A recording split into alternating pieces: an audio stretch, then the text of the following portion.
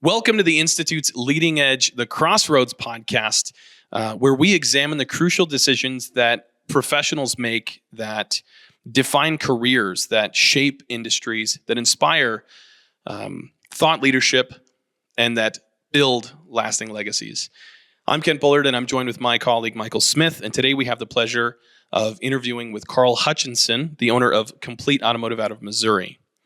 Our guest today is a seasoned automotive professional with both AMI and a Master ASE technician certification with an extensive experience as a service advisor. Beyond his technical expertise, he's a dedicated family man, celebrating 40 years of marriage with his wife, Maureen, and a proud father of 3 children. With a passion for scuba diving, spearfishing, and spending time at the lake, he finds joy in both adventure and travel. And guided by his favorite saying, just because you can doesn't mean you should, he brings wisdom and a thoughtful approach to every endeavor. A committed Christian, he's been honored with the Vision Humanitarian Award and the Small Business of the Year Award, reflecting his dedication to his community and industry. Above all, he cherishes his role as a husband, calling his wife Maureen his best friend and greatest support. We're excited to dive into his journey, insights, and the values that have guided his success. Welcome, Carl, to the Institute's Leading Edge Crossroads podcast. Welcome, Carl. Wow, thank you. That's quite an introduction. I'd like to meet this guy. Just look in the mirror, man. We're glad we did. Yeah.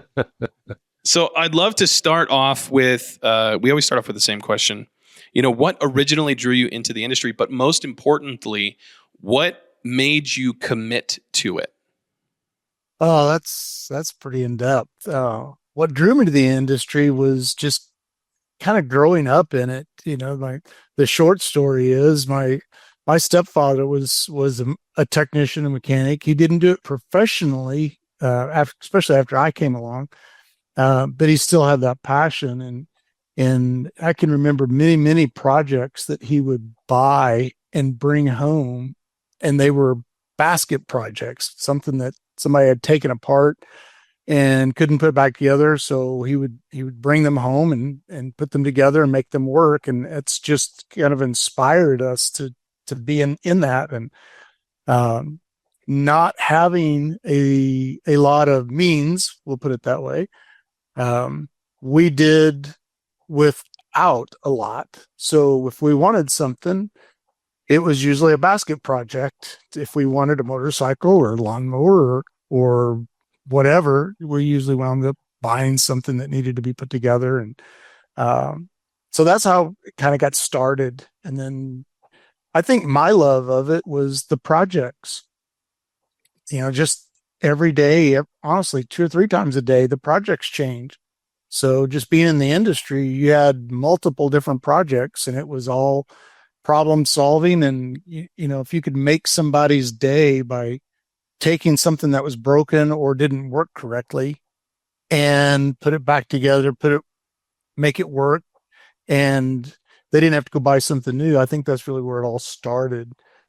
I guess what kept me in it, that's a totally different thing, because I've tried to get out of this industry several times, and I think this industry has teeth.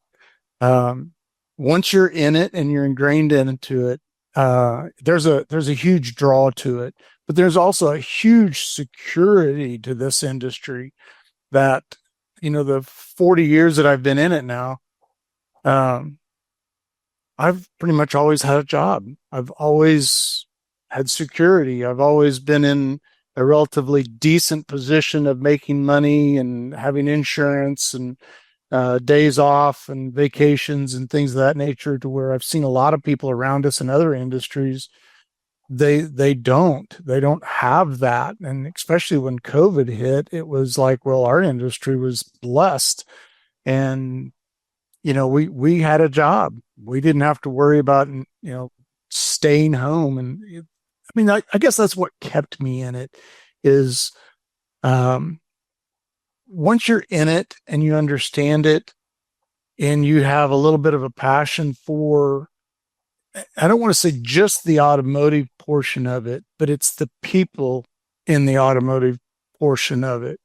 It's a steady customers that come through, and just this past, 2 weeks, I've had two 30-year customers come through our doors, and to see them, to know that I, as a technician, worked on their car 30 years ago, and they're still with us through all these years, that's fantastic to see that. So I think that's what keeps me in it more than anything is the people of it, just having that ability to make somebody's life and honestly change somebody's life in it or make it for the better, just have a part of it. So that's a long answer to a short question, I guess. Carl, was there a specific moment where you had to make the decision, or where you made the decision that this was where you're going to stay? Oh, absolutely. So this is how ignorant I was, being in this industry. I didn't realize I was being groomed to purchase the business that I was in. I actually worked for a good friend of mine for many, many years, and he was the owner of the business, and he was grooming me to buy it, and I had no idea. I hate to say I'm using those same tactics on our employees now as we go along, just, advancing them along, giving a little more. And, but I was being groomed, and one day he came to me and he says, would you like to own this business? And I thought, oh, heck no. Ain't no way. Why would I want to own this business? I mean, I'm very, very happy with the idea of, I show up early in the morning, do my thing all day long, lock the door at night, and go home. And I'm pretty happy. And at that point in time, I thought I was actually going to get out of the industry. I had a passion to be in the home industry and building homes and things of that nature. And we were doing some of that on the side. Well, that was 2005, 2006, 2007, all in those years. And he sold the business to somebody that I could not work for. And I didn't think that there was people out there that I could not work for. And I could not work for this gentleman. The ethics, they were not my ethics. The morals were not my morals. The culture changed overnight, and it really sucked. So at that point in time, I had to make a decision. I either have to change industries or I've got to figure this out. Well, by this time it's 2007, and the recession's there, and the housing industry comes to a screeching halt. And all of my dreams that I thought I had were just gone. And I found myself in an ultimatum that I can't work for somebody. And so I went to this new owner and gave him an ultimatum. And then again, this is how ignorant I am. When you're not the boss, you don't give the boss an ultimatum. Because the boss ain't going to leave.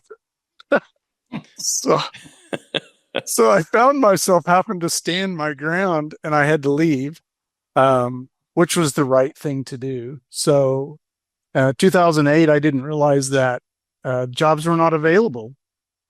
And, I wound up going to work for another competitor, which was a good and bad thing. I realized there was somebody else that I could not work for, but he taught me a lot. He taught me a lot of things I didn't know, and I thought I knew a lot, but he taught me a lot. But I guess to answer the question, that's when I had to make the decision, is right then is when I realized I could not work for somebody else.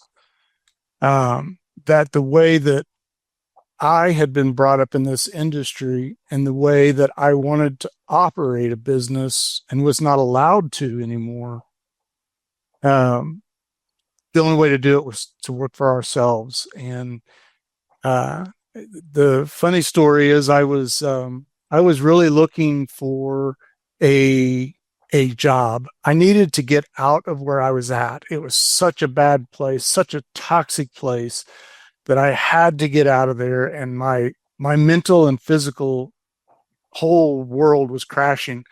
So I was just dialing everybody that I had in my index, anybody that I knew that was in the automotive world. I said, look, I'm looking for a job. I'm looking for a job. I'm looking for a job. I got to get out of where I'm at. I'll be a technician again. I'll do anything. I got to get my head cleared. And this one guy that I called, this is, well, there's no jobs here. Oh, so the one and only time that I'd ever said this was, I'm looking for a job or a business to buy. I only said it once. And he said, there's no jobs here, but I think the business is for sale. And I said, can you hand the phone to the owner? Can I talk to them? By the end of the day, I'd toured through their shop and realized there was opportunity, and then just kind of make the rest of the story short. In about 6 months, we became owners of that business. And that's when we had to make the decision. If we were going to do something, I had to do what I knew. And this is what I knew. And I thought I knew a lot until I bought the business and then realized I don't know anything. It's just. Well, Carl, I got to commend you for, having the moral courage and the moral fortitude to stand your ground on that. I think a lot of people don't. And it leads to a world that is lacking for sure. But I wrote down here, you decided to be the good you wanted to see in the world. That's right. And that's true. I mean, so I'd worked for two people that I thought were very unethical, and your ethics don't allow you to do that. Just because you need groceries and pay your mortgage and, send your kids to school, those kinds of things, doesn't mean you can trash your ethics.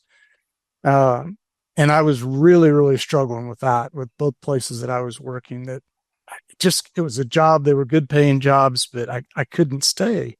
I just couldn't stay. And that was one of the driving things about why we wanted to do what we're doing and the way that we're doing it. Is that we wanted to make sure that we were on the up and up, that every decision that we made, that if we saw the customer in the grocery store, we wanted to be able to walk up to them.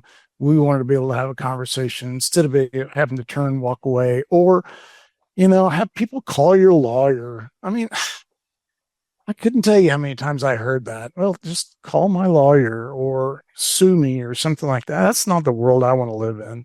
That's not the way we wanted to run business. So do you think that tension or that moral tension that you were experiencing led you to seek, high performance or people development driven practices in your business? Now, yes. Then, no. Like I said, we didn't know what the heck we were doing. I thought all these years of experience, I knew everything. And so, holy cow, once you become the owner, you don't know nothing. It took a long, long time for us to figure it out. And really, the blessing is you start surrounding yourself with people that know way more than you do, and you trust them, and you allow them to push you. And then that's where all of a sudden you start changing your performance. And when you start changing your performance, you start changing everybody else's performance around you. Now it's a little different. Now I think our baseline expectations are much higher than the majority of the industry. And that's just our baseline. What we consider, what other people would consider to be very good, talented people, we feel like these are just basic places to start. And that's probably one of the biggest challenges for us now as we go into this more of a high performance attitude or mindset and culture, is weeding out those that don't want to play. They just don't want to be here. So I want to ask Michael, so the companies that know that they want to invest in the high performance or the people development, what are some of the things that they will experience when they don't have those pieces in place? Well, our industry is really a long history of focusing on the sales transaction at the front desk. the work that's done in the back shop, that it's accurate enough not to come back and cost a lot of money to refix, if you will, and running the basic financials just to try to be as profitable as possible. And, what happened in the last 20, 25 years was that there was a lot of work done outside of our industry about humans and, how do humans work and why do they work the way they do? And some of the science goes back many decades, but the work that was put together, and I had the fun and fortune of being in the middle of some of that, was trying to bring it forward and start to understand that humans are such a competitive factor in a business. And so, Kent, this is a setup to the answer to your question.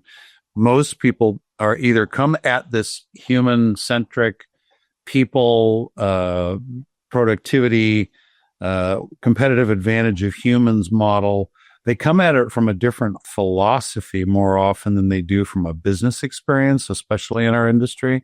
And when they come to this and start looking around and realizing that human beings turned on outperform all the rest of the sort of the business models that have come before it, the answer to your question is what people who don't get excited about this get is what I guess you'd call sort of average performance and average, organizational structure and average relationships with their people and that are on their teams and with their customers. And so it's kind of interesting when I met Carl and we started talking to each other, Carl's had this in his heart, Carl, and I'd love you to speak to this a little bit. You had this in your thought process for quite a while. And I don't know how you got there from here. It happened before I showed up in your life and we connected with each other. I'm bringing science to the table and some methodology and supporting you and, development tools and that kind of thing. But you were on this track before that. And so, Kent, that's kind of the answer. The majority of the industry is still focused on sales and production, and the human side's a little bit new for us anyway. So, Carl, would you take us there? How did you get there from working in the industry in a sort of an average kind of a way? What brought it to you in the first place? Was it fate? You mentioned that at the beginning. So. There's probably several factors into it. I think that I think like-minded people draw like-minded people. You start running in groups, and as you hire, you start hiring people that think and act along the same lines. So we've not mastered this by no means. Honestly, I think we're in the rebuilding stage of this more than anything, because I think I'm probably the same as so many other business owners out there that have been complacent over the years, and especially in the last 5 or 6 years, as talent is hard to get, or just anybody is hard to get. And you hire the best of available. They may not be the best, but they're the best available. And then you start making concessions and you have a hard time weeding things out. So I think we started early on just really trying to find people that had the same viewpoints as much as possible. And that's a challenge, because you start overlooking people that just have a great resume. Just because they did great things one other place doesn't mean they're going to do great things here. Or they might do a lot of production for you and they might do a lot of sales for you, but they do a lot of damage for you also. And that's a real challenge when you start hiring these people and then having to let them go, and people don't understand. The rest of your staffing doesn't understand. And really you can't speak to it as to why, to the technical pieces of it. But that's a real challenge when they ask, well, why did you let such and such go? And it's like, well, I can't speak to it, but he just didn't fit our culture. And that's a challenge, when they start running customers off, or it's more of a me attitude as opposed to a we attitude. When it's all about me and what I want, what I need, as opposed to what we need, those are the tough things. And we're still in that rebuilding. And honestly, as we got more and more into this, culture change, because we thought we had a pretty good culture to begin with. Once we stepped it up a little bit, we were really amazed at how many people washed out. And people that shocked me. I mean, people that I really trusted and really was trying to build a program around. And I think that's probably one of the things that's held us back or set us back more than anything. Because I really wanted to be further along in this business life, that, some of the people washed out that I was really, really trusting, and they didn't see it. They couldn't get out of their way and see the bigger picture. So that's what do where you we're think?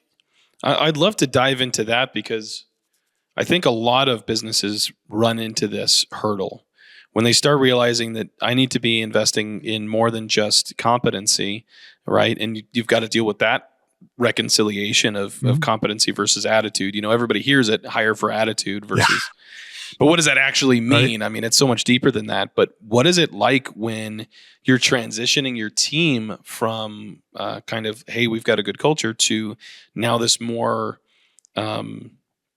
scientifically driven approach to human development? I don't know that I'm not sure that I can speak to that really well. I think the warning, and I think Michael's probably warned us all, you start holding people accountable to do the things that need to be done and in a manner that you'd like them to be done. And either they get on the bus or they don't get on the bus. And that was one of the biggest shocks to me anyway, is I knew some were going to go, and that was okay. But then the others went, and it's like, wow, I didn't see that coming. So I'm not real sure that I've answered that question very well. Well, Michael, what happens? So when you start holding people accountable to the next level, to basically saying, I know that you have a much higher potential, and I'd love to make sure that you meet it.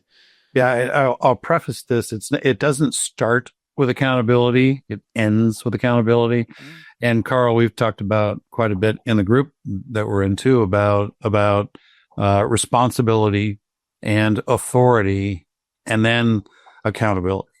And people are wired to want more responsibility. I mean, that's science. Social science shows that people thrive when they're growing and when they're doing more and they're achieving and they're champions. And so they want it. They need it inside. And so when we show up and say, hey, we think we'd like to do something more together with you, once they sign on to that, that's it. That's exciting intellectually, right? Mm-hmm. Then we turn around and say, okay, we're going to give you the authority behind that. It's not like I'm going to sit there and watch you. You go do this new thing, and if you need some help, come talk to me. Then they go off and start doing that. Here's what inevitably happens is they bump into difficulties in the new thing. Theoretically, they're over the other side of their comfort zone in a space they haven't been before. They're a little bit nervous, and oftentimes people just pull back and maybe stop trying, or they back off and they don't try as hard or whatever. That's when the accountability part kicks in, is you need to be real close to them at the beginning when they're nervous about whether they're going to make it or not. And that process of self-challenge, and I'm coming back to the topic here, it's a surprise sometimes that people will pay all the intellectual, all the verbal, say the right words and say, I really want to grow. I want to do all this stuff. And then when you give them the right to do that, they scare themselves. They go back to old tapes that they heard when they were kids. Oh, you're not very smart, or you're going to have a hard time with this, or whatever. They tried to learn things before and it didn't go well for them. And so there's all kinds of stuff creeps up into their mind and into their emotions out of the past. And then they decide that they're going to slow down a little bit. And that's really the challenge, right, Carl? It's that you come to a point where some people, given the opportunity to step up and swing for the fences, step up, and then they step back from the batter's box and they tap their bottom of their shoes again. They line up, and then they got to back up and do their grip thing. And you end up with this little dance. And it's a surprise. I'm always surprised by the people that decide not to compete, right? They just step back and say, I don't want to be the best that I can be. And there's lots of reasons for it, and we can all go forward, but some people choose not to for all kinds of different reasons. So, Michael, because any time that you are pushing yourself to be better, you're going to be in areas of discomfort, right? New things that you have to learn. What is different about the ones who put themselves in that space and pull back versus the ones who put themselves in that space and lean into it? Yeah, I mean, Kent, that's a great question. I mean, if you asked anybody, hey, would you like to play on a championship team and win all the time? Everybody's like, well, yeah, that would be cool. That'd be really fun to do that. It's like, okay, here's what it means. You have to put yourself out there and you have to challenge yourself and you have to be humble and people have to be able to coach you. And you have to, you have to swing for the fences and you have to help other people do the same thing. And by the way, when you're trying something you haven't done before, you're going to fall on your face a lot. And that might not feel real good. And some people are a little bit low on self-esteem from the way they were raised. And it's hard for them to fall down. And it's not really about what we're going to say about them. It's what they say to themselves. And if they had, people that told them in their earlier life they weren't going to amount to much, or they were going to have to work hard, blah, blah, blah. Then when they go try something new and they fall down, that just validates those expectations that were set in their lives earlier on. And that's hard for them because it's like, I'm in tender territory now. This is stuff that I'm not comfortable with. And so again, they'll either step up and decide, no, you know what? Carl's behind me. This is the time we're going to do this. The organization wants me to do this. Inside, I know I want it and I need it, and I'm going to fight through this until I win. And Carl, we've been all down up and down this road with all kinds of people. Once they start to get used to the fact that they can challenge themselves and actually succeed, then it becomes a little bit addictive, right? It's kind of fun to say, hey, I wonder what I can do next. Hey, I wonder what I can do next. And once you get that under your skin, then it's almost like they're striving for more and more. And this is back to our first accountability question.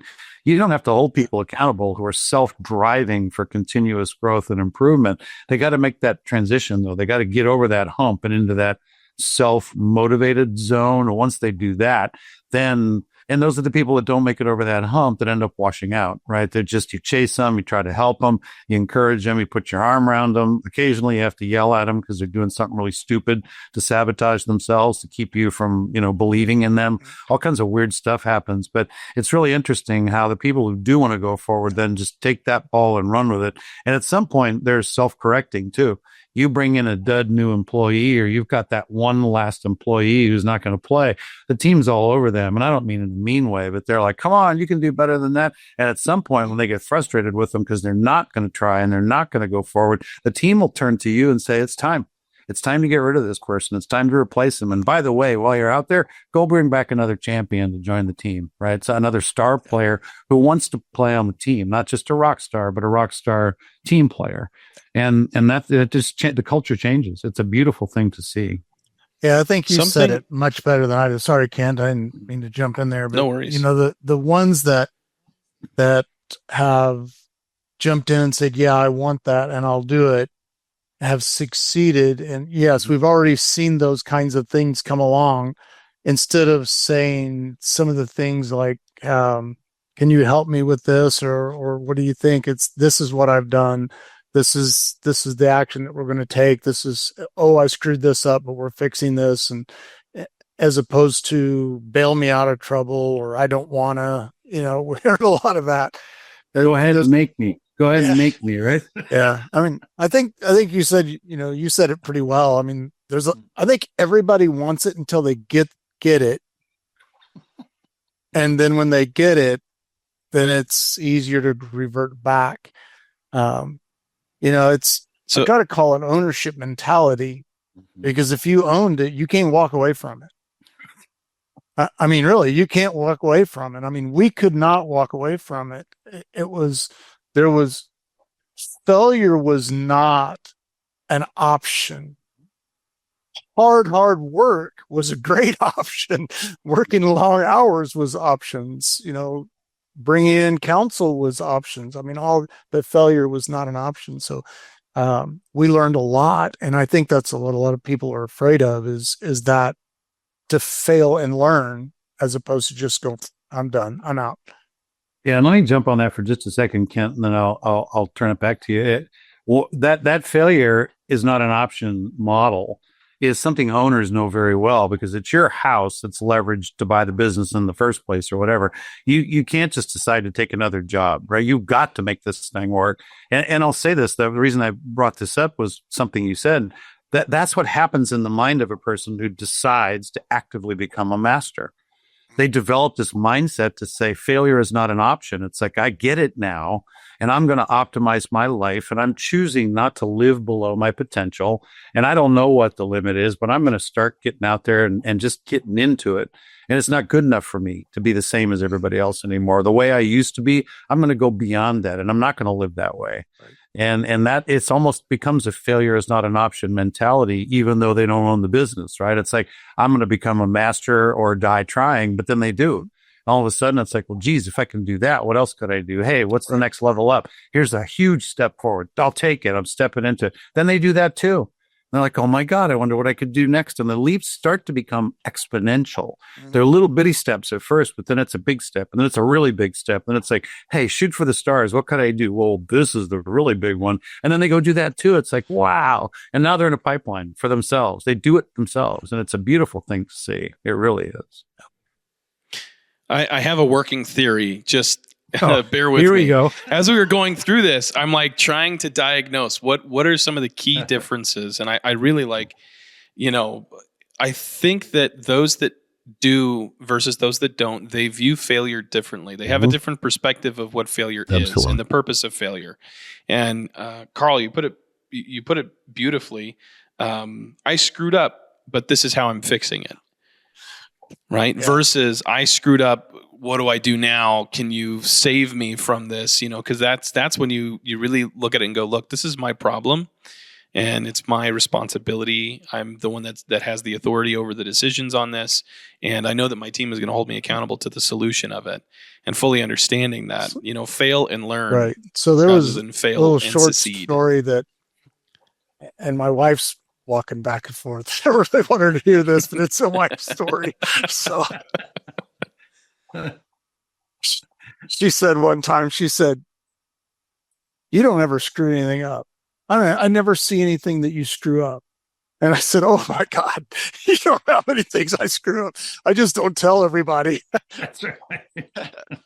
And really, it's a quiet experience, right? I just fix it before anybody else sees. That's why I go to work early, to get it all fixed before the next day starts. Yeah, that's why I work so hard. I want to fix it. I got to cover that up before anybody sees that. So, but really, I think that's what we're looking for in people that we want to put in leadership positions and the people that we want to advance is, they're not afraid to push the button and go, oh, what does that do? Oh crap! Right. Pull the plug and let's reset this thing. But I think that's what we're looking for in people, to do that and not be afraid to take chances and to mess stuff up and really to fix it. And really going back to this leadership mentality kind of thing, and to give people enough rope to do those things and to stay out of their way. That has been the biggest challenge for me. And as I talk to our emerging leaders, because I keep getting this question about, well, what do you do when others don't do that exactly the way that you want it done? And it's like, man, you got to give them some space. You just got to let them fail to learn. And that's the only way you're going to be able to do that too. And that's really tough, especially for those of us that are in this industry, because I hate to say this industry is a very precise industry. It is not an industry of, oh, take 2 aspirins and call me in the morning, or in time it will get better. It's either is or isn't in this industry. And we have very little grace in this industry or forgiveness. And it's a real challenge. I've always had this thought, and I've never been a technician, but I know that a lot of technicians put a lot of value in whether or not they have the answer. Oh, that they absolutely. fix the problem that's in front of them, right? But then when it comes to an owner in the position where they're training and bringing technicians on board, they're like, well, I need them to be up here. And it's like, well, they didn't have the same level of years of experience and the opportunity to fail like you did. And, oftentimes in classes, I'll say, how many of you guys have, busted apart or done this, or, a lot of hands go up, and it's like, there was somebody there that gave you the grace to make those mistakes. I wrote down here, failure is, because I always view failure as not the opposite of success, right? So I wrote down here, failure is the cost for competence. And when you're striving for success, mistakes are going to happen, and it's how you deal with those things. Yeah, I think you have to fail. I mean, if you're not failing, you're not trying. That's the way I look at it. And to me, there's no, I don't know how to say this. It's not a bad thing to fail. It's a bad thing to quit. That's probably not the right way to say it, but that's a good way to say it. I don't mind people failing, because those are learning lessons. And it's like, we'll always come away with, well, we're not going to do that way next time, or now we know, or there's so many of these lessons in this industry that you can't tell somebody. You have to live through them. And it's some of the challenges that we're having with some of our emerging leaders was, I could have told you what was going to happen, but you wouldn't have believed me until it happened. And then you're on the other side of it. And then you can see, oh, now I understand what happened. And you're right. I wouldn't have believed you if you'd have told me this was going to happen. But this is what you have to do. So sometimes you have to let them go through it and to learn that lesson. And then they have that basis for the next one. The ones that get me are the ones that quit. They just, no, I failed. I'm done. I'm not going to do that. I'm not going to try again. I'm not going to put myself out there. And those people, I don't know. I'm not interested in putting a lot of sweat equity into those types of individuals.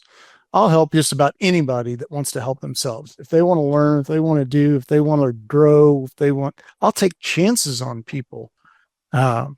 If they have a desire and a passion to do something. And I think that's what we should be doing. Because you never know. There's a diamond out there that just needs to be polished up somewhere. Somebody spent a lot of time with me to get me here. So I think we need to pass that on to the others. If you see, and I'll add to this, if you see failure as a mistake, or you see failure as some kind of a character weakness, or an indication to others that you're not all that you were trying to present yourself to be, if that's what failure is, then it's going to be a painful, avoidable, try to avoid it thing. If there's an emotionally dispassionate approach to failure, and say, look, I'm a master, and I'm a master in training, and I'm going to continue to master more and more things in my personal and professional life. And failure for me is nothing but an attempt at something I haven't done before that I'm going to conquer. If I miss it this time, I'll try again. If I miss it that time, I'll try till I get it.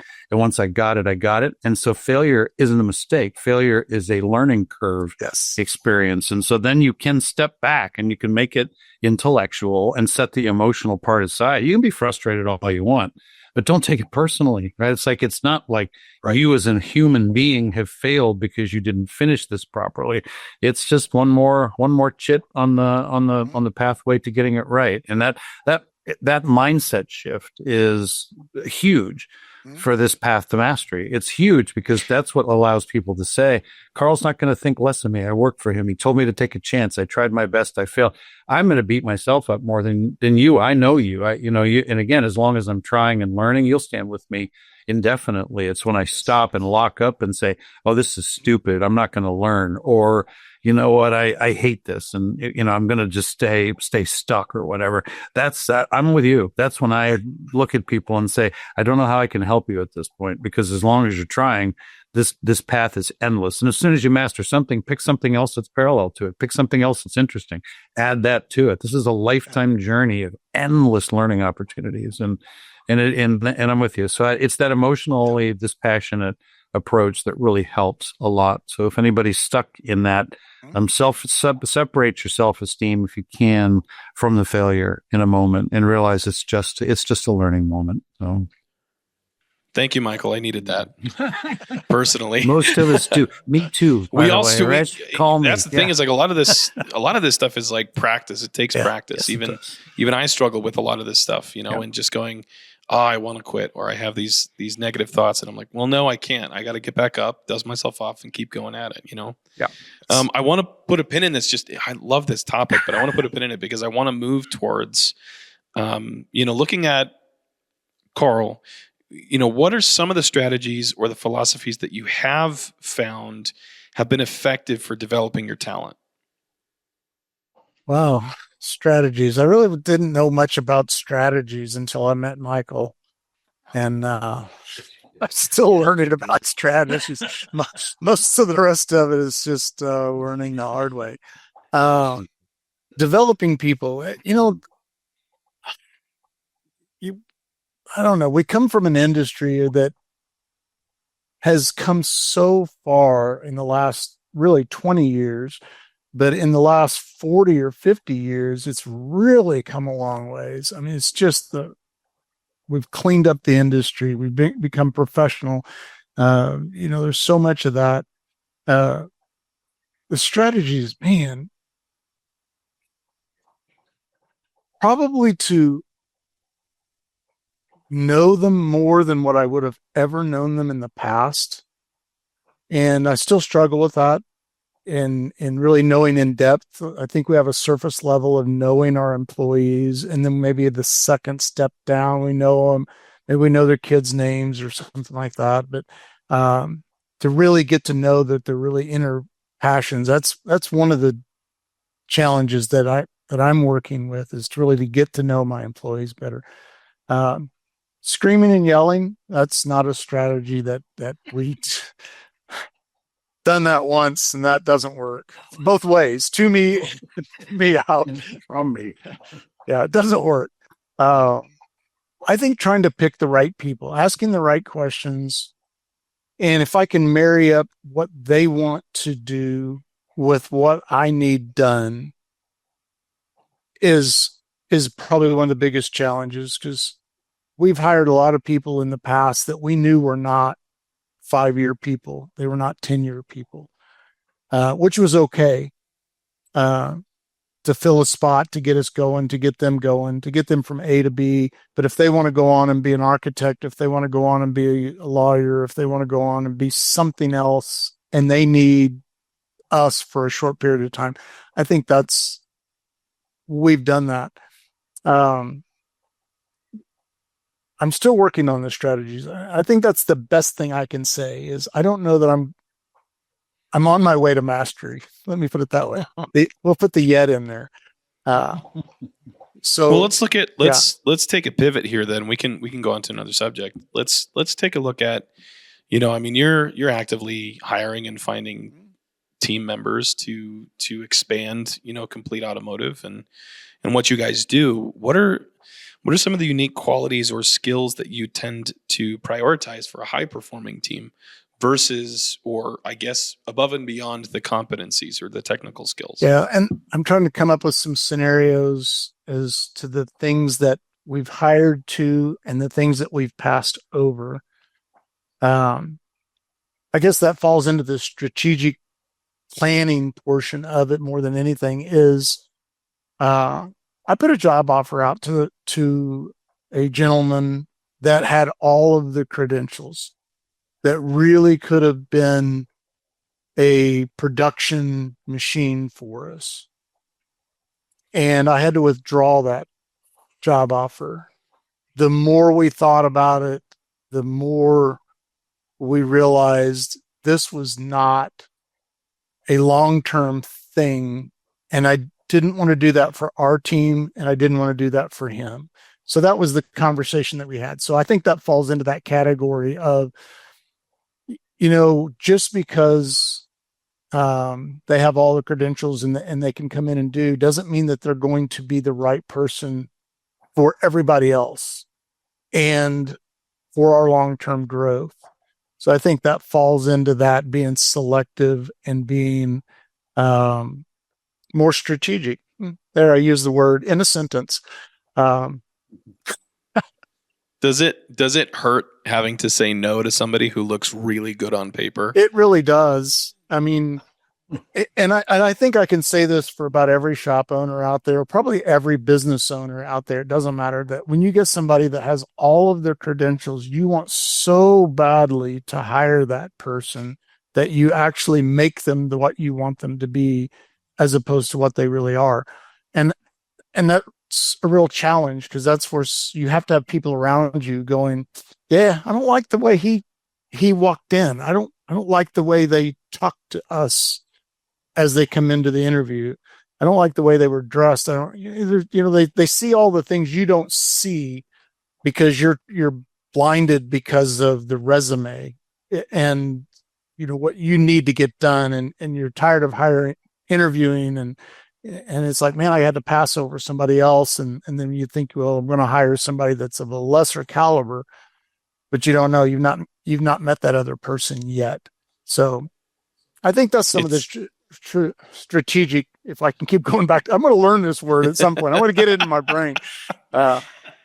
It's like good relationship advice, right? Yeah. Sometimes you just like the idea of them. You romanticize or fantasize this version of them that could just fit into your life so well. And you don't look at them as a human being. And I think that's one thing, especially in my interviews, in my filters, right, is to ask specific questions so that I'm trying to hit as many of my own biases as I can with logic, right? Yes. Yeah. Is this, we look at a personality profile, there's going to be this discrepancy here.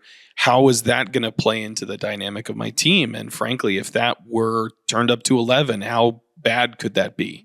Right. It just is the same as I would look at some of the good qualities and turn those up to 11. What would happen if I was able to put them in a position where they were using all of this? Right. What could that do for the business? Yeah. And that takes a lot of thought and consideration, not only from yourself, but also with your team. And I think there's a lot of people who are just like, I need to put a body in the seat. and so that I can get back to trying to, keep bailing water out of the boat, right?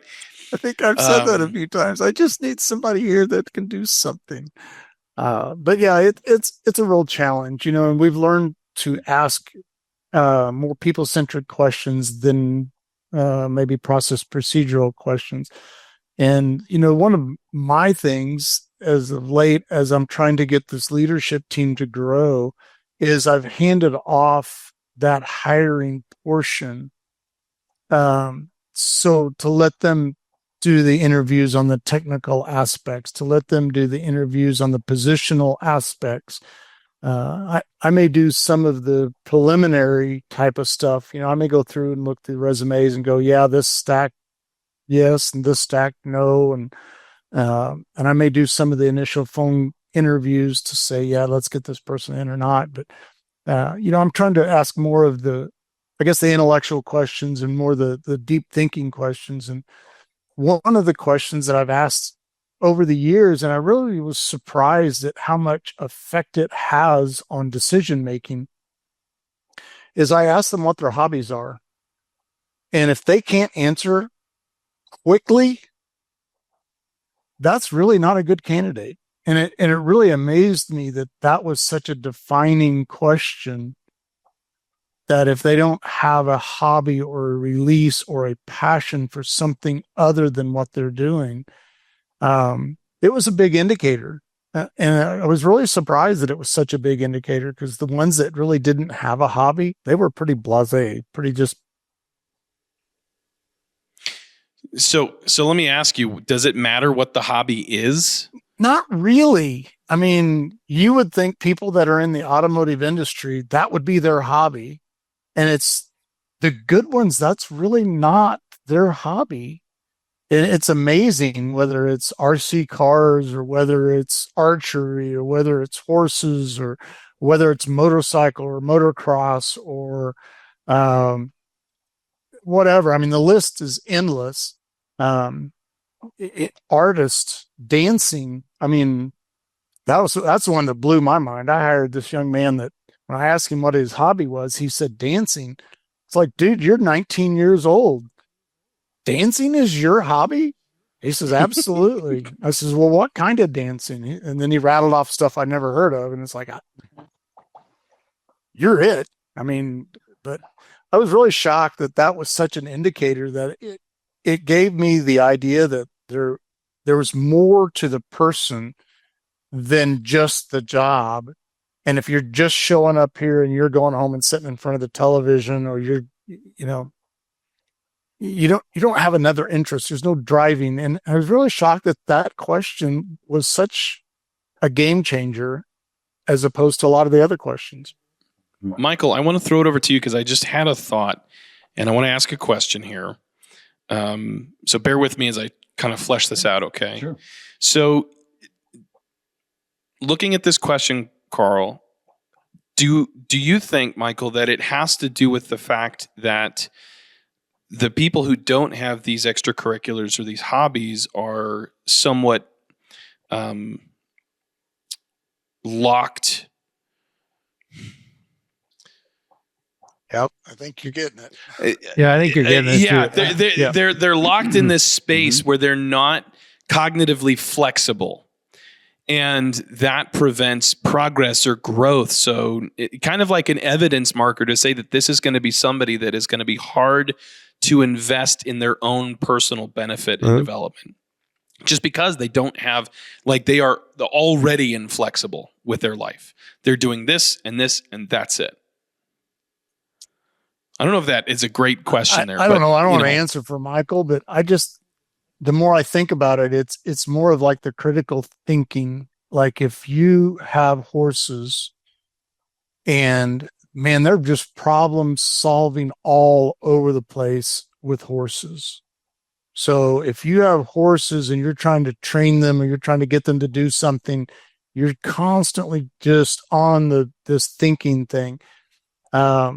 RC cars or archery. I'm just thinking all these things, all of them have critical thinking. I mean, the hobbies that I have, there's a lot of critical thinking in it and problem solving, and you're always challenging yourself to do something more, go places different. And so I really think there's something to that those are the ones that I kind of think are set apart, that they're already on a path that if they're doing something like that, then they're teachable.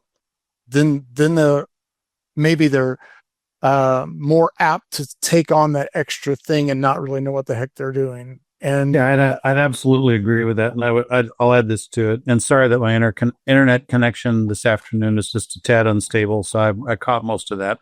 I'll say this: we live our life in habits. And Carl, we've talked about this in some of the stuff we've studied together.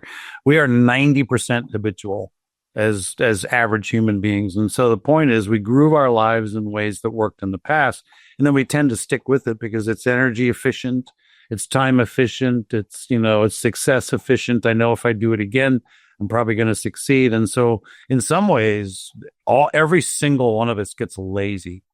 And whatever we habitually tracked is what we tend to continue to do. And so you can track sitting on a couch and playing video games with every ounce of free time you have, or you can track, dating your girlfriend turns into your wife and you spend all of your life focusing on just one person. And that's all you do outside of work too. You can track anything you want to in terms of this habitual model. And so I'm just sort of bringing the psychology behind what you guys are talking about. You can track learning too. You can become a learning, mastering being, and you can habituate that. And you can then be interested in trying new things and doing hobbies and getting good at something. And you can have one hobby, or you can have a hobby for a while and then abandon it.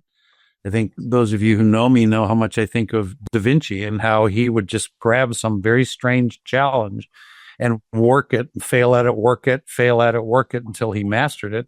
And then when he was sufficiently pleased with his level of progress, he'd say, okay, that's enough. I consider that I've mastered this particular thing. And then he'd turn around and pick up some equally difficult, impossible thing, and he'd take that on until he mastered it. And that, that's the person you kind of in some ways want to hire, right? Da Vinci, of course, if he was still here, but beyond that, people who are just ready to try new things and say, you know what?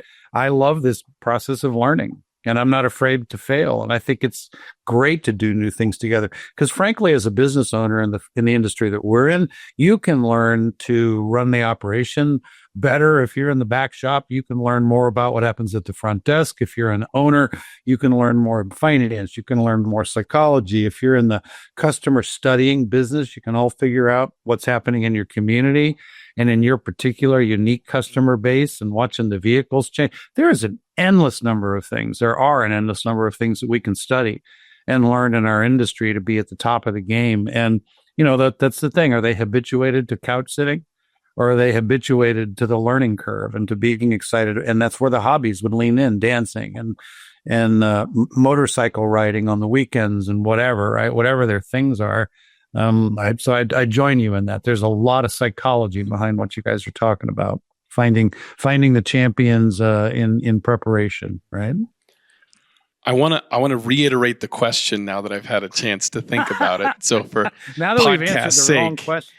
now that we've answered the question, I'd love to reiterate the question.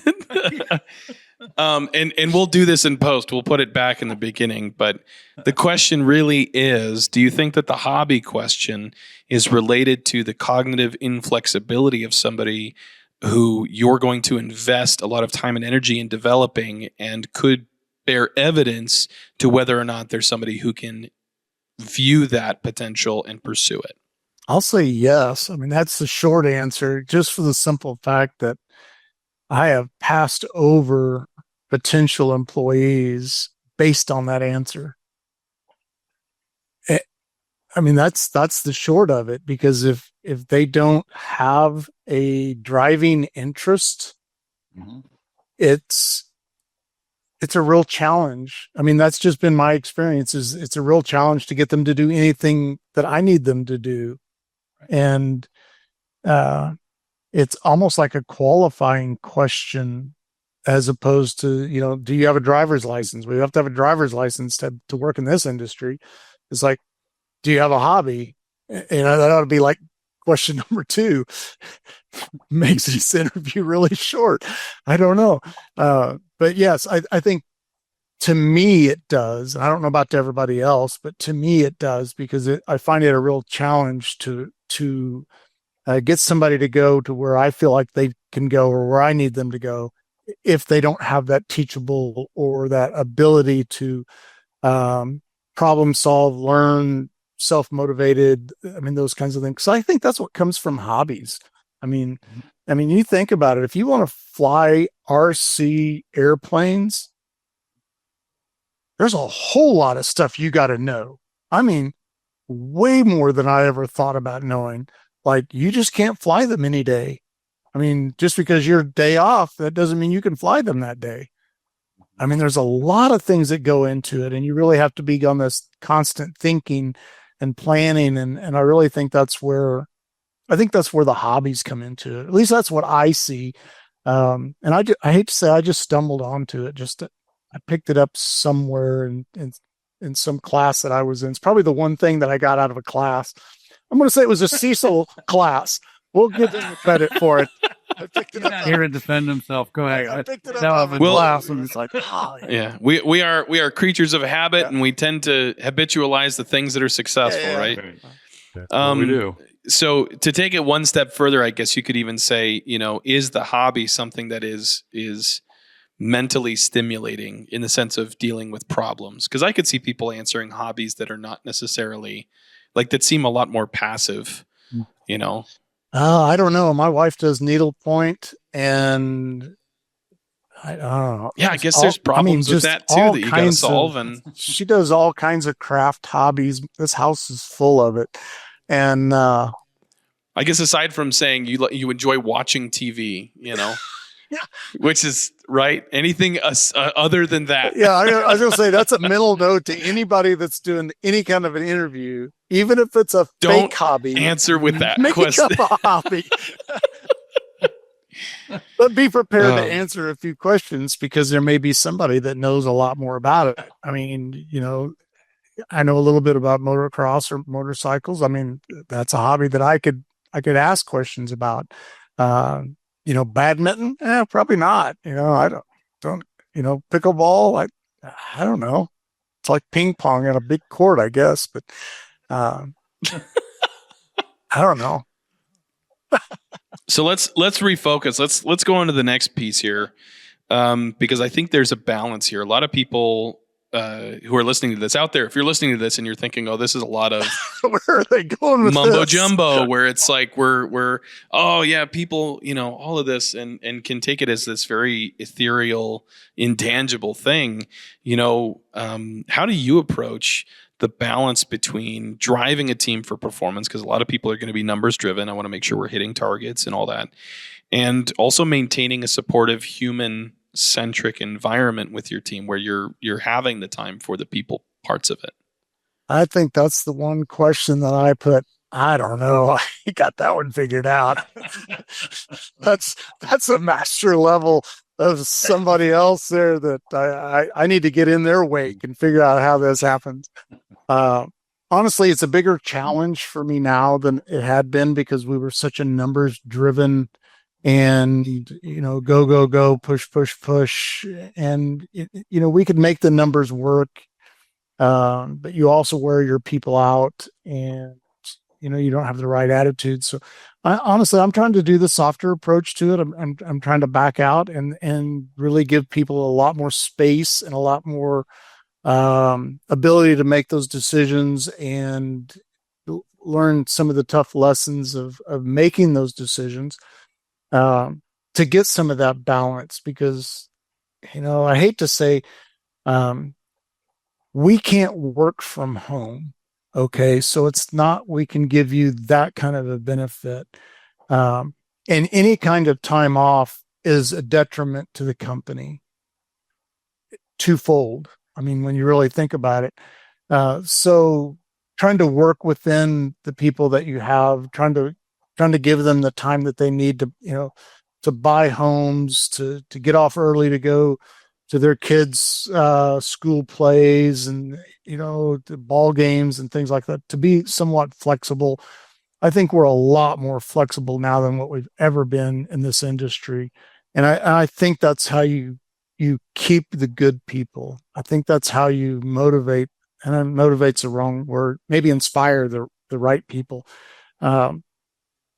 to show up early the next day, maybe to work. I hate to say work through lunch, but work through lunch, that kind of thing. So, well, not only work-life balance things, but what about, the time to invest in development discussions and team meetings where you're talking culture and, those are practical things that take time within the business space and leveraging whether or not those are valuable to the overall output of the company. Well, right. And I hate to say I'm struggling with that piece of it just this week because we've got some planning meetings that don't tell Michael, but I'm a little bit behind on. And I won't tell him either. So in the years past, it was pretty easy to do all this. And I'll use the word strategic. I love the word now. I mean, I was the guy that was doing it. I had my core people, they were around me, and those were outside of my business. Those were the counselors and people that you bring in the group process. And we could go through and I could run budgets and I could run market plans and I could run projections and I could do all these things. And I could have all this stuff done. The challenge is now nobody knows it but me. And now that we're trying to bring these other leaders in and I really want their input and their buy-in as to what we're saying to be done, now I'm running into this time barrier of vacations and, people are off. I mean, I got a gentleman off right now for a couple of days, he's moving. And so now I can't take my leadership out. And so, no, I'm struggling with that. I'll be real honest with you. I'm really struggling with it. So one of the things that we've done to curb some of this is we went to a every other week lunch meeting, entire staff at that location. We're providing lunch. we're running a mini L10 meeting or a mini leadership meeting. Don't tell them, but there's an agenda. And I got the agenda in my head and we click through it. I'm not writing it out. I'm not telling you what the next steps are, but I mean, it's that check-in process. Tell me what works. Tell me what doesn't work. Tell me what we can do better.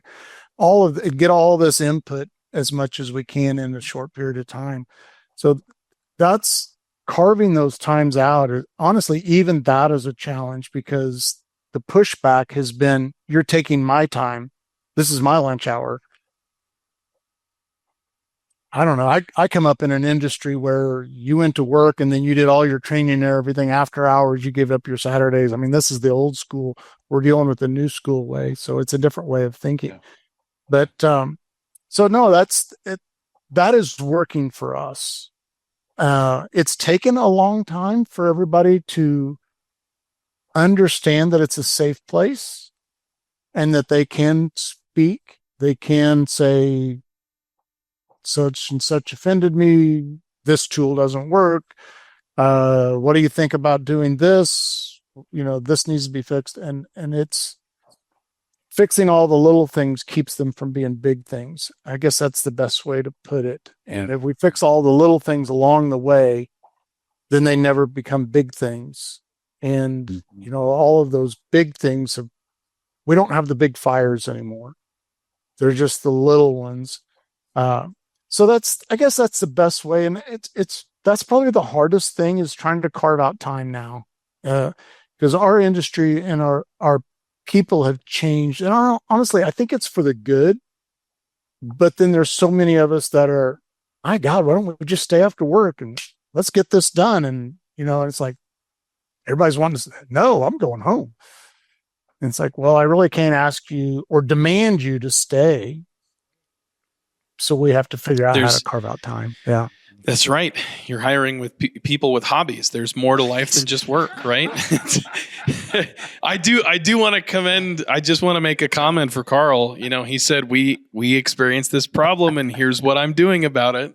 Just to, talk about leadership, right? We keep changing it, because we're running, kind of the EOS program as closely as I can run it. So we're running an operating system and it's a lot of meetings. And I've told this to Michael several times. It's like, man, I'm meetinged out. And it's just like every day there's another meeting. And, but it works. And that's the challenge of it is it works. I think that what we're experiencing is we're running extremely lean right at the moment. And it's hard to carve out. It's hard to pull out that leader that you need with everybody there, and still get stuff done because somebody's being shorted because that person's not there. So if you're running fat, it's a lot easier. But if you're running very lean, which is where we're at right at the moment, and we chose to be lean at this point, we got tired of all of the distractions. So let's just run lean for a while. But it's what's also turned into a challenge, especially when you have a leadership meeting, then you turn right around, you have a staff meeting, and you try to do all those in the same day. And then, now we have a planning meeting to go to. Now we have a financial meeting to go to. Now we have a strategic, what are we going to do for next year meeting? And there's always things that I personally like to prioritize when I'm having a meeting is just either this meeting is here to make a decision for how we move forward, or this meeting is going to save us 90% of the headache later. Mm-hmm. And the second just for one clarification, right? Yeah, the second one is the biggest thing that I try to explain to all of our employees that speak up, let us know what's going on. Let us help you. Let us fix it. Let's figure out what training you need, because if I can train you, now we have less headache in the future. Everything has that.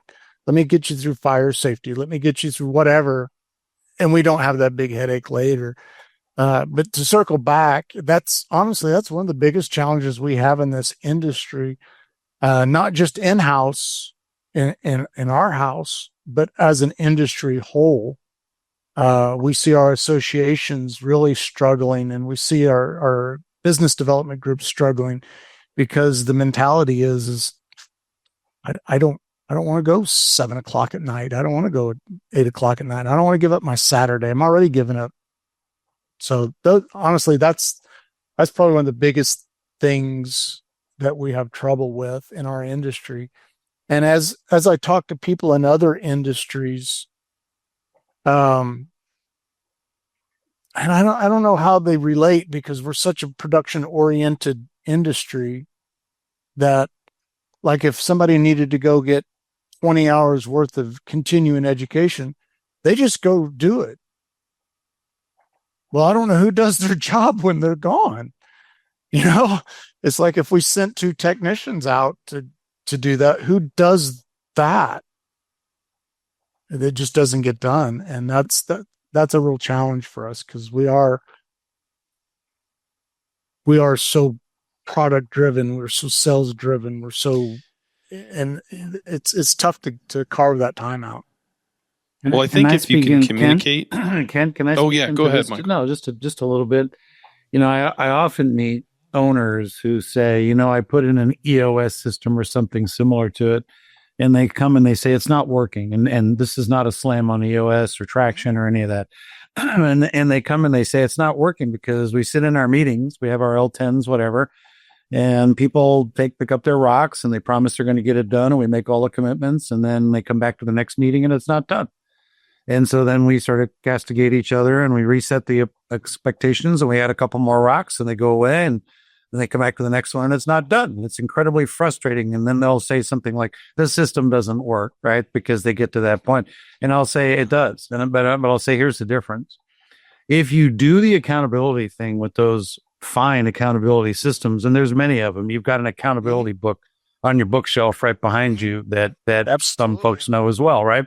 Those systems are great, but if the people aren't motivated from within themselves to be engaging in what they're doing, then these meetings are meetings for the sake of meetings, and you hand them rocks and they're carrying a load. And it's like, why do I have to carry this on top of what I have to do? Or do you know how busy I am already? Or blah, blah, blah, right? Well, what we seem to find is that when the teams, and Carl, yours is done a chunk of it, and there's still always more to do. When individuals decide they're going to grow their own life, right? It's like, I decide working for you, Carl, I'm going to make the most of my life. I'm going to make a personal side, professional side. I'm going to master everything I do at work. I'm going to go home and master my relationships. I'm going to go back out into my friend group and clean it up a little bit and fire some of the jerks that I should have fired a long time ago and all that, right? I decide I'm going to lead a different kind of a life. All of a sudden, I want the metrics. And this is going to sound crazy, but it's like, you know what? Now I come to the L10 meeting, and guess who I'm answering to? I'm not answering to you. I'm answering to me.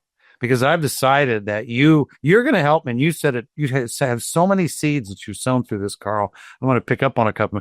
You've aligned what I want with what you want from me. Right? Your job as the owner is, look, I got to move the company, and I got all the stuff that needs to get done. You guys are all here working, and you're growing in your own profession. My job is to know you and what you want and need. And then I got to put all that together so that I ask from each of you what you are going to be able to give and want to give, so that at the end, it all adds up and we all get what we want, which is a highly successful company, enough profitability to raise paychecks, all the stuff that we all want all the way around the board. And when the culture takes that turn, and people aren't there anymore for a job. They're not there anymore because they have to be there because Carl's going to be on their back if they don't, or the store manager or whatever. Accountability suddenly becomes this thing about, look, hold me accountable, and I want you to pick at what I can do better. Most people are like, what? I don't want you to talk to me about my failures. Are you kidding me? It's like, no. At the end of the meeting, I don't want to hear what went well. I want to hear what we could do better next time, because I'm on a journey here. And you're here. You told me you were going to come help me with this journey, Carl. And I want you to push me, right? I want you to hold me accountable. I want you to kick my rear end, right? We have peer groups of owners, and they always ask, we want our butts kicked more. And it's like, you like this? It's like, that's what helps us to stay moving, right? Because there are times when we sit down and go, I'm tired. And then you look in the mirror and it's only you looking at you, and you go, hey, that guy looks tired too. And then you decide to sit there, right? But if somebody calls on the phone, did you get that report done? You're like, just a second, I'll get it out tomorrow, right? And again, it's just back, and that's where I'm just building off a lot of stuff you said. When you get a true championship team turned on, they are in the metrics because they want them for each of their individual selves, and they want to know how the team's doing. Because at the end of the day, the way you become a chronic champion is you beat everybody else more consistently than you lose. The only way to know that is if you keep score. As dumb as that sounds, you can't just do it and go, well, that one felt pretty good. It's like you got to win. And that's where the metrics part comes in. So, and you have largely turned that corner, and that you're past the meetings are a pain in the neck because they just take time away from me. Now you're into the, well, what do they really mean to me, and why am I here, and why should I care? And some of the folks that work for you are there, and some of them are getting there, and it's good, right? Because that's when it takes on a whole different nature.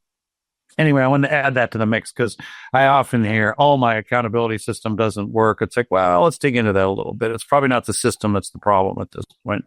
And you get back into the human side, right? So you hit the nail on the head. And any operating system is not easy. I mean, really, it's not. It doesn't matter what it is. You can read all these books and do all, but doing it and holding yourself accountable to it is probably the hardest thing. Right. But to carve out the time is probably the hardest thing, because anytime you have people that are in production roles of whatever, it doesn't matter what role they're in, they're producing, and you take them away from that is a challenge. But I've always looked at it as, if I took 20 minutes of your time or an hour of your time, can I save you 3 hours later? Can I save you upset customer? Can I save you some kind of headache? Or even if it's just a discussion or passing on the knowledge of, hey, let's don't work on that. Let's some of this old knowledge that we have, some of these newer people don't know to not do. I think that's the best way to put it. Yeah. Well, let me add to your list. Can we have a meeting where I share something with you that will help you to have a better life?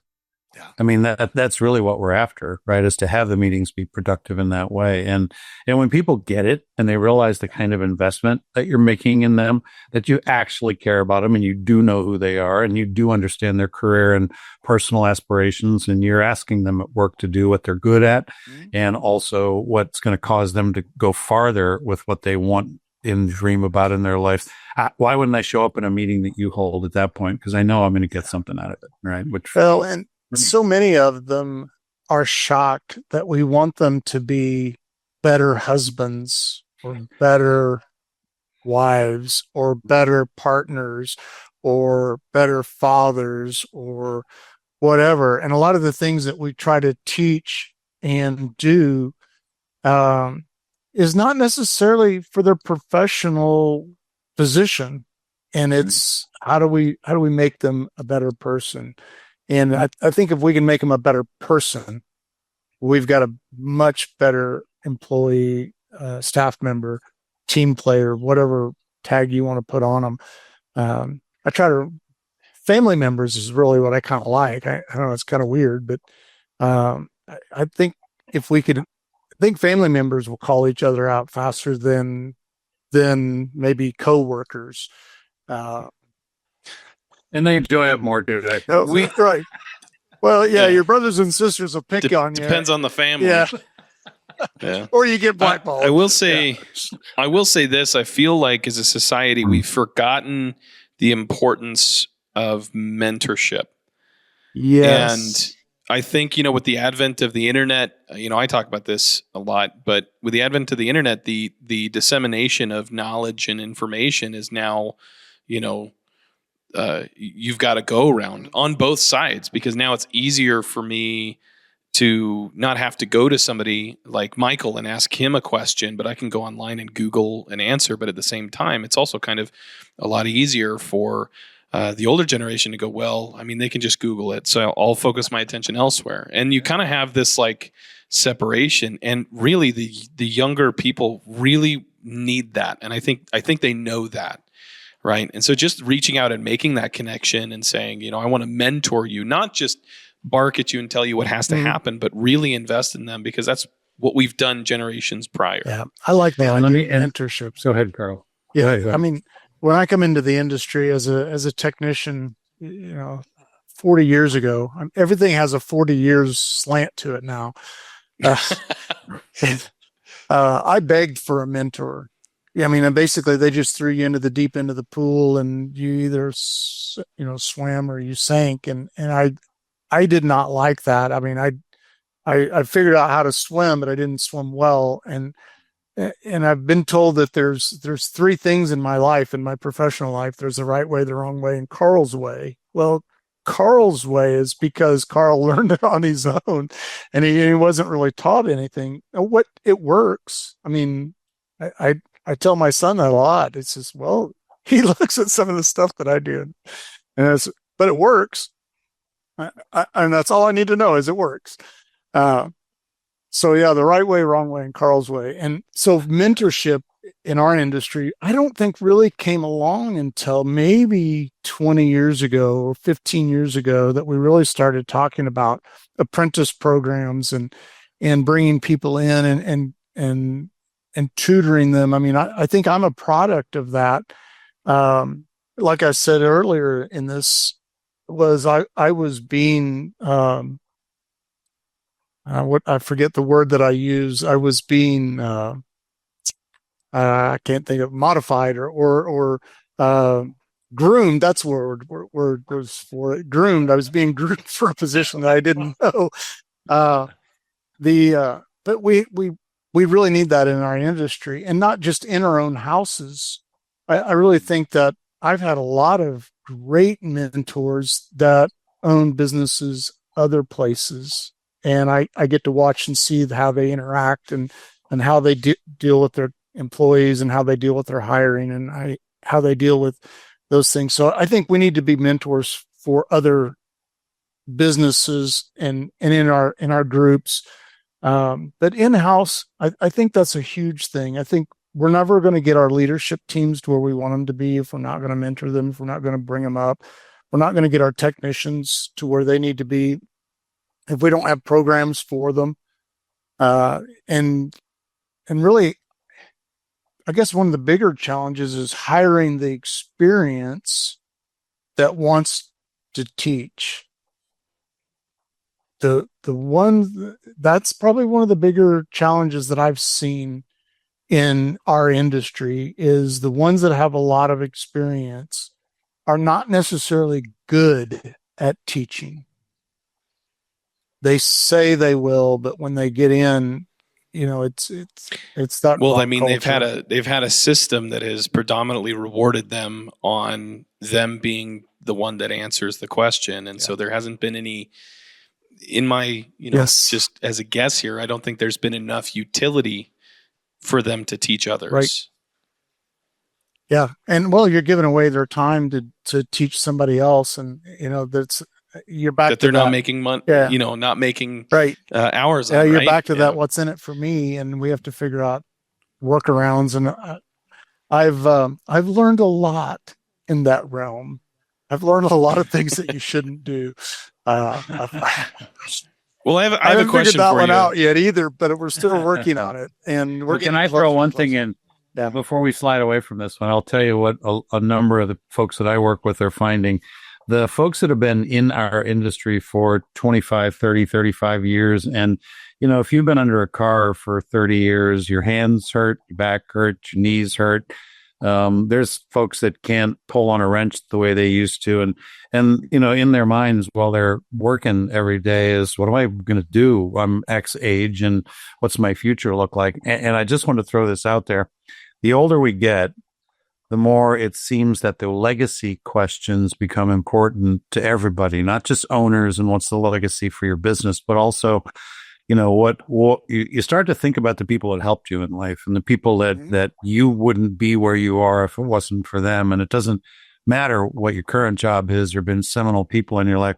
You ask folks who are kind of wearing out, if you will, physically, mentally, emotionally, and you say to them, what would you like to do next? The older we get, the more we tend to get a response. I would like to help the next generation. I'd like to pass along to the folks that are behind me and help them pay it forward like, somebody paid it forward to me back in the good old days. And from that perspective, I just want to throw that out there for thinking that, there's a change in the mentality, I think, from this transactional industry that we've been in, as we realize that humans are different today. They have a lower tolerance for BS at work, which may be a good thing. We also have a lower attention span, right? That means our younger generations tend not to be thinking about, I'd like to spend 10,000 hours learning this. They're like, can I just find the hack on the internet and get there a short way? The mentoring thing's up against it, but the folks that have got the experience would love to mentor. And in relationships that are healthy, the people who are new to the industry, it's nurturing and positive and productive to have a mentor. And so even though we're up against the social trends of the quick and easy, you find the hack and, cut the corner and not really learn, but just go find the next hack online next time. You get into this genuine mastery conversation, both ends of the spectrum, it becomes meaningful very quickly. And I'm just throwing that in there. It's kind of a mysterious conversation when you first start having it and people look at you like you're from another planet. But the more they think about it, it actually does match our developmental psychology as adults, from childhood to death, if you will. And so it really does bring us back to how we're made when we start talking about this, and people aspire to it. I'm going to say an end here very quickly. Once you put it out there and they start to get it, they're like, you know what? I really like this. This suits me. And it does. It suits humans. So I'm encouraging us on the backside of this, that this, even though it is becoming less of a common subject, if you make it a subject that's more unique, but it's also very, very powerful, human to human. So Michael, we're probably going to have to do another podcast on this subject. Just, this question I'm going to ask you. Sure. But I'll try to keep it short.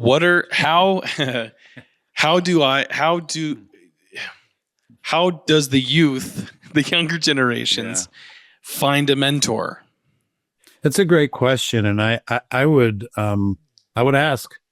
Here's the thing. I would. It's a little bit like we talk as owners about finding the rock stars, the unicorns, the champions to come work for us. Sometimes you have to kiss some toads. And if you're a young person and I'm going to say this, Carl, you probably reflect on this too. When I'm running a business and a young person walks up to me and says, I want to learn to be great, and I'm going to ask you if you'll help me. Not a lot of people have that conversation. And that sticks out in my mind. I remember those people. I can count them on, two hands after 40, almost 5 years of doing this. Right. But those people stood out, and basically they were taking charge of their life and saying, I'd like to ask you, if it's not too much to ask, to spend some time with me. And I'm not going to be obnoxious about it, whatever you're willing to give, but I would love to have that. If you're a young person, go have that conversation with somebody who looks like they're respectable to you. And you may get into it and find out they're not. Carl, maybe one of those people that once you start mentoring and they close the door in the office and go, now how can we lie to the customer and cheat that one back so we don't end up losing all the money on that repair? And you end up as the young person kind of walking away from that going, nope, not for me. I mean, you're fully entitled to fire a mentor too here, guys, right? But I would ask, Kent, I would just simply ask, and doesn't happen enough. It doesn't happen enough that's a wearing question. It's an attractive one for an old guy. Let me jump in here. I think before you. Yeah, go. For sure. Oh, go ahead. Go ahead, Carl. So I don't think I've ever asked somebody to be my mentor, but I've seeked them out. I have a handful locally, and then when we got into the group process many years ago, that's what you're asking for. I mean, I didn't know that. I mean, I was trying to learn all the stuff that I thought I knew and didn't know. And then you realize you don't know it. But then all of a sudden you're thrust into this group and there's usually 4 or 5 of them in there that, have achieved, and you just marry yourself to them. You just gravitate to them. I've never asked one of them to be my mentor, but it didn't take a whole lot to figure it out that all of my conversations were over here or over there, or I understand this guy's good at marketing, or I understand this guy's a good people person. I understand this person is a good process procedure person. And you start marrying yourselves up with these people, and all of a sudden they're your mentors. And, I have a lot of those, and a lot of them have went on now out of the industry to do other things. And, I think that's what you need to do. Don't be afraid to, I like to ask the question. I feel like I'm very bold and I do a lot of things, but I don't know that I would go ask somebody to be my mentor. And that's our challenge, but I could sure be in the room with them enough that I'll absorb what they're putting off. I'll absorb it. And honestly, I think that's one of the things that's gotten us to where we're at is just being in the room with people that are so much smarter and they've been there, done that. Or you ask them a few key questions and all of a sudden now you've got an answer to something. I think we as business owners in this industry have to make an environment of when you're hiring people in, we've got people here that will help you. You're not going to be stuck out on an island. It's not an individual sport here. This is, if you're going to come in at whatever level you're coming in at, there's somebody around here that probably has a little more experience and would be willing to help you get you out of that jam. I think that's the environment that we have to create. Whether we have an individual person that is the mentor, which we've had in the past, and or do we have a group of people that is a mentor? And I think that's where we're at right now as we go through this lean stage is we have a group. It's a group effort. And I think we're in very much of a help everybody situation. So I think that's the young people that are wanting to be in this industry. God bless them to come in. We want them. We want them here. But if I was coming into this industry, even with all the education that I think that you can get through the colleges, I think you're just barely scratching the surface now. I mean, it was so different years ago.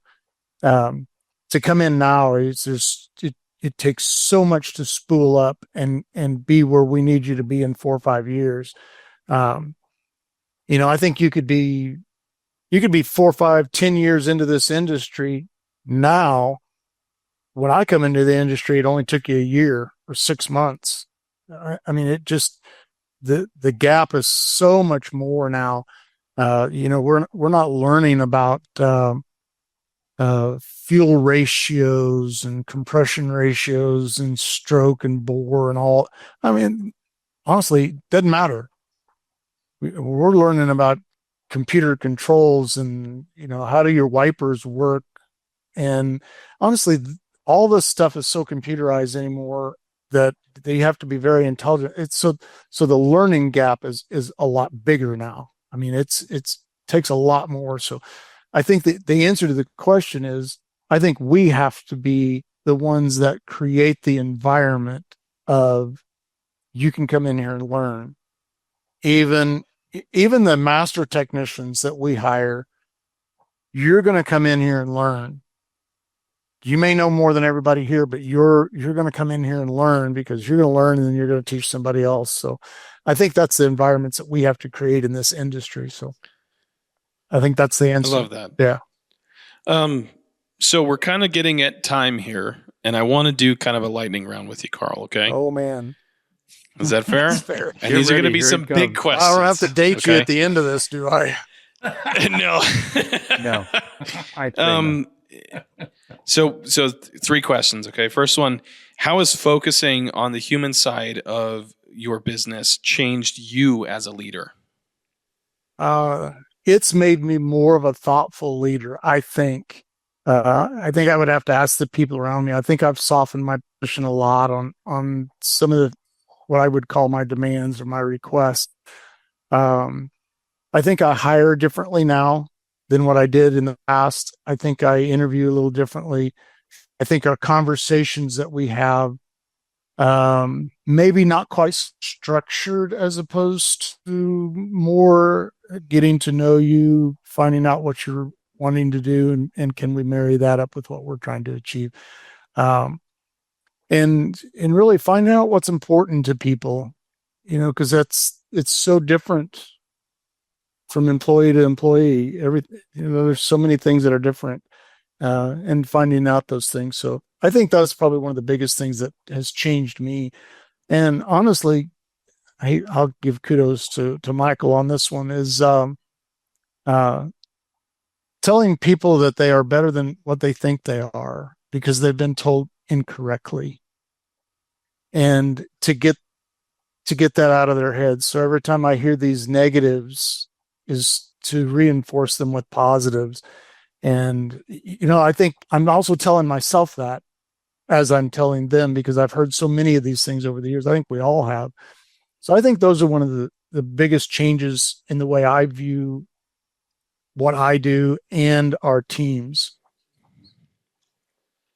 Check that box. What advice would you give to other leaders that are aiming to create a workplace culture that is going to prioritize well-being and growth and personal development?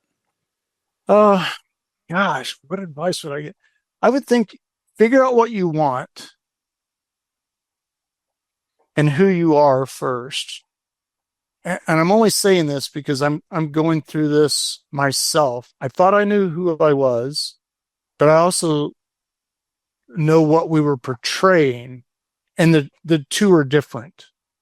And I'm trying to figure out how to marry those. And I think I'm going down that path. I think I'm starting to live that path a little better. So I think figuring out who you are and what you want to portray. It is a team concept, but the team is only as good as the leader. So if the leader doesn't believe in what they're doing, I think we're really struggling right off the bat. So, I'm just saying this because this is where I'm at. So once you figure out what you want and who you are, stick to your guns. I think that's it, because there's going to be a lot of people that are going to fall off the bus, the boat, whatever the heck you want to call it. I think there's going to be a lot of people that's going to fall off. They may not like the direction that you want to go, or they may not be willing to go where you're wanting to go. And that's some of the things that I've learned in this past year or so is, don't be afraid to lose some of the people, because you will find people that will fill the void. Your people will fill that void. And then you haven't hired the person yet. You haven't met the person that you need yet. And you will get through it. And I think that's the biggest thing. And I'm only saying that because I have to speak that to myself, because I'm in that boat. I'm in that same position as we're in this evolving position of really trying to figure out, well, I need to get back to our roots of where this business came from and get back to what got us here. And I think that's going to shake it up a little bit. And don't be afraid to put yourself out there. I think that's the best advice that I could give anybody at this point. I love that. Last question. What do you hope to leave in your organization and your community and beyond for your legacy? Yeah.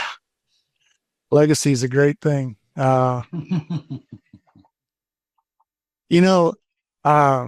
I'm trying to get away from these truth tapes that stuck in my head. Yeah.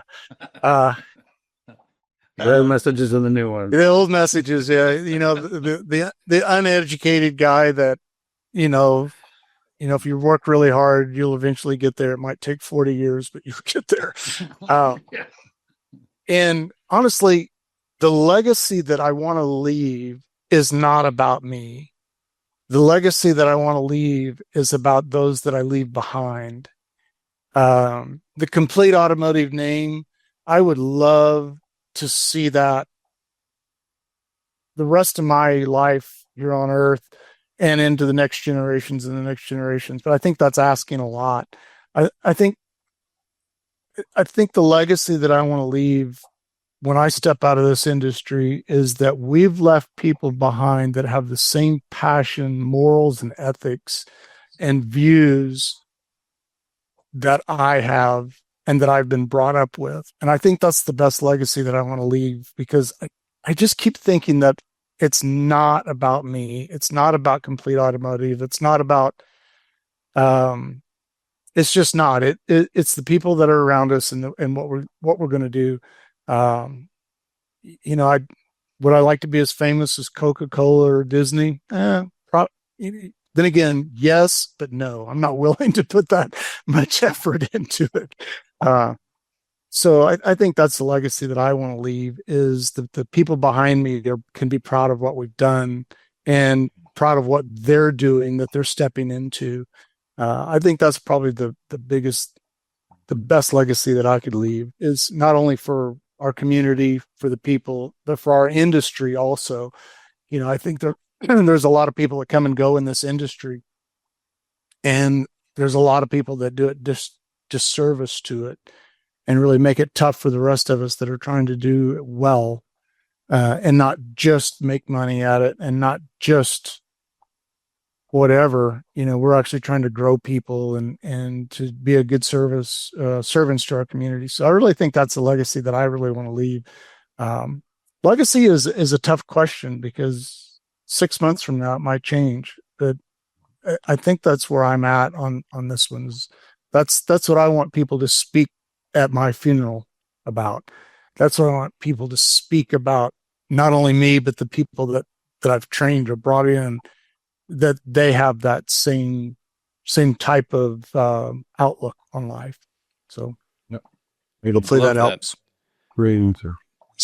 Well, from what it takes to hold a team accountable, to our perspectives on failure, all the way to do you have a hobby and what is it?